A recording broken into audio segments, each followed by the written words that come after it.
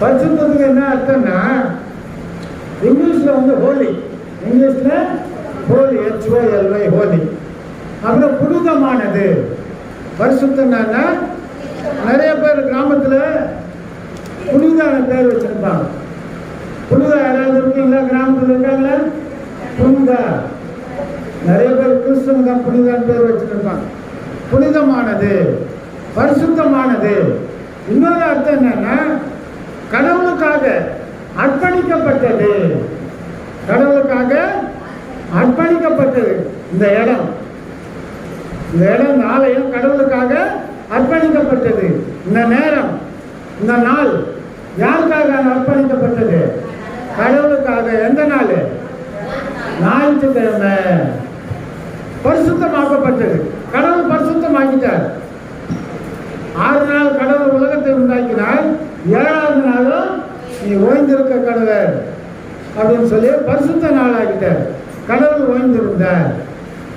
பிறகு இந்த நாள் வந்து கடவுளுக்கு சொந்தமான நாள். யாருக்கு சொந்தம் இந்த நாள்? யாருடைய நாள்? கடவுளுடைய நாள்.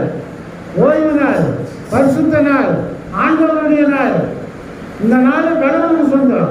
இந்த நாள் கடவுளுக்கு சொந்தமாயிட்டா இந்த நாள்ல யாருடைய வேலை செய்யணும்? அப்போ கடவுளுடைய வேலை செய்யணும். கொஞ்சம் கவனிப்பா. இந்த நாள்ல செய்யற வேலையெல்லாம் யாரை மகிமைப்படுத்தினா? கடவுளுக்காக செய்யணும்.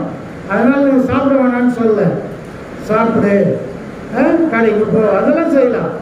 ஆனா இதுக்காக நீ கடவுளுடைய வேலை செய்யாம, கோயிலுக்கு வராம வேற வேலைக்கு போகக்கூடாது. வேற வேலைக்கு போகக்கூடாது. இன்னும் கேட்டா, கிறிஸ்தவ பள்ளிக்கூடம் இருக்குது இல்லையா? அங்கே 3 வேளை சாப்பாடு போட்டு போர்டிங் ஹாஸ்டல் நடத்துறாங்க இல்லையா? ஞாயிற்றுக்கிழமையில நாளைக்கு பரீட்சை. இன்னைக்கு என்ன பண்ண பசங்க படிக்கணும் இல்லையா? படிச்சா தானே எழுத முடியும். இன்னதான் வருஷம் எல்லாம் படிச்சா கூட நாளைக்கு பரீட்சைனா இன்னைக்கு படிக்கணும். சிலர் என்ன சொல்லுவான், இன்னைக்கு ஓய்வு நாள், என்ன செய்யக்கூடாதுன்னா படிக்கக்கூடாது. ஆனால் படிக்கலாம். ஆனால் திருடக்கூடாது, சண்டை போடக்கூடாது, பொய் பேசக்கூடாது, எதிர்த்து பேசக்கூடாது, பிரச்சனை ஒன்றும் பண்ணக்கூடாது. ஏன்னா அது கடவுளுக்கு பிடிக்காது. அதெல்லாம் கடவுளுக்கு படித்தா நல்லா பையன், படிக்கிறது கடவுளுக்கு பிடிக்கும் இல்லையா? அப்போ இந்த நாளை நாம் என்ன செய்யணும்? கடவுளுக்கு சொந்தமாக்கணும், அர்ப்பணிக்கணும். இன்னைக்கு இந்த டிவியில் எல்லாம் பாட்டு பாடும்போது சிலர் சொல்லுவாங்க, இந்த பாட்டை நான் யாருக்கு தெரிவிக்க